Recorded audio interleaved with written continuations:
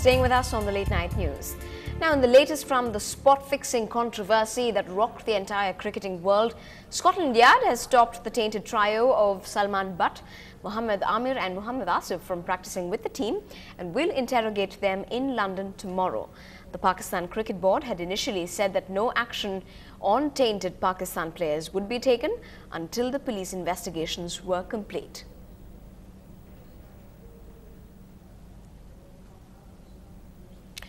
Well, with the corruption and match fixing doing the rounds in these games, my colleague Divya Kumar sniffs out what else is making the rounds on Writing on the Wall today.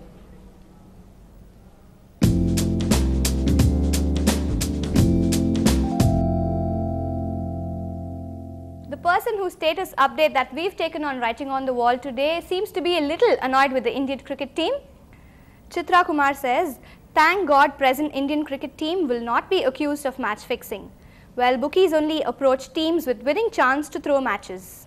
Well, I hope someone from the Indian cricket team is watching this and will work better. And if you have anything interesting to tell us, do write your entries to feedback@ndtv-hindu.com. Also write on our Facebook wall.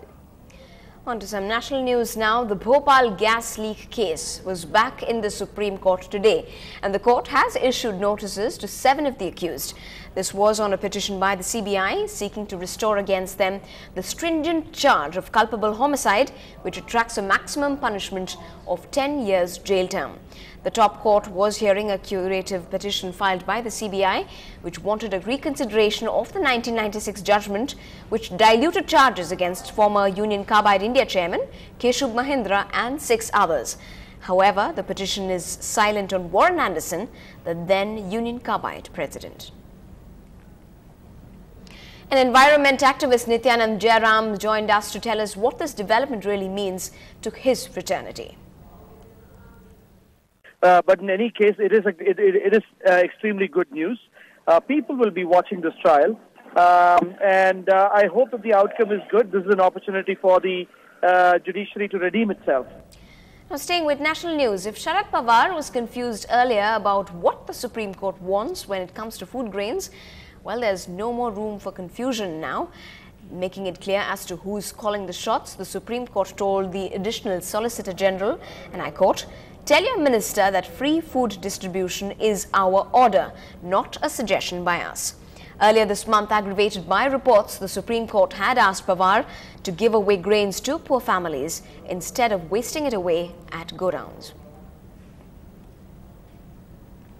And the Union Agriculture Minister has reacted to this recent statement. Pawar said he hadn't received the court orders yet, but would completely respect the orders.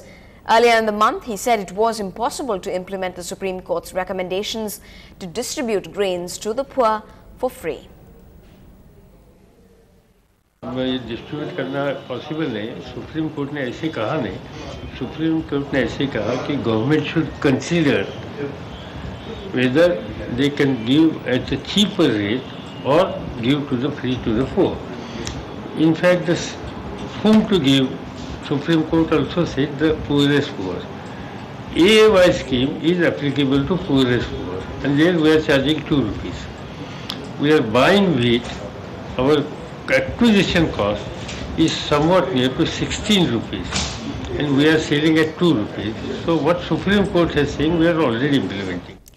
Well, on to business news that's looking up for the country. The Indian growth story is pretty much intact and charging ahead. The Indian economy has posted an impressive GDP growth figure of 8.8% for the first quarter of the fiscal year 2010-2011. Importantly, these figures are the highest since the pre-recession period of 2007. Powered by sound fundamentals of Indian companies, strong domestic demand and a good monsoon, the economy is looking pretty much robust.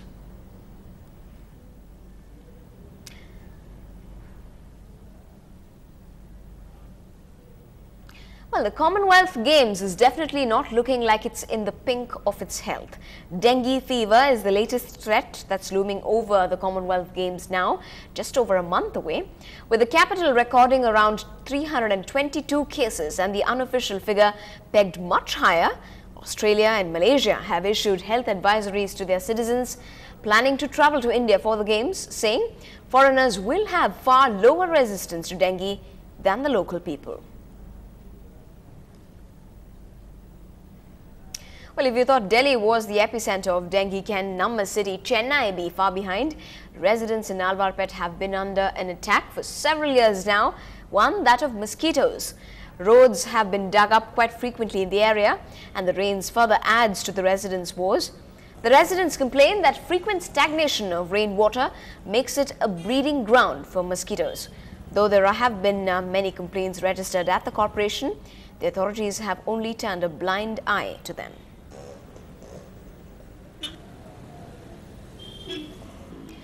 Well, if health is one concern, participants dropping out is another. 2004 Olympic silver medalist Rajyavardhan Singh Rathore has pulled out of the Commonwealth Games this year.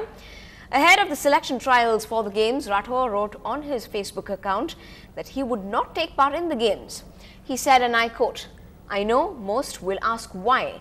At this delicate time of impending Games, I would rather throw my weight in support of India and the Games and plead you too do the same. We live in the times where truth is subservient to the high and mighty. I am but a speck of dust.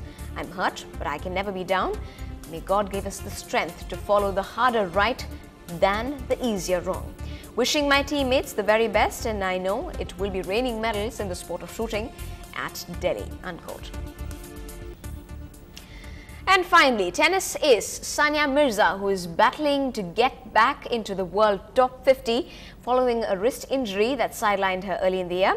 She spoke to NDTV and said that after qualifying for the second round at the US Open, apart from her first love, that's tennis, there's also Mrs. Sania Mirza, the wife, as well. You're out 4.5 months, a lot of things cross your mind. But honestly, I mean, I was getting married. It was the happiest day of my life. And, you know, I really wasn't thinking about tennis balls at that point of time.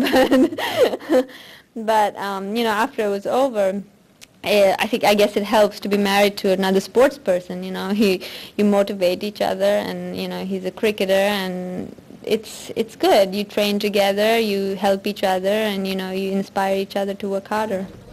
Well, she's a sport, isn't she? That's the news for tonight. Thanks for watching, and goodbye from all of us here.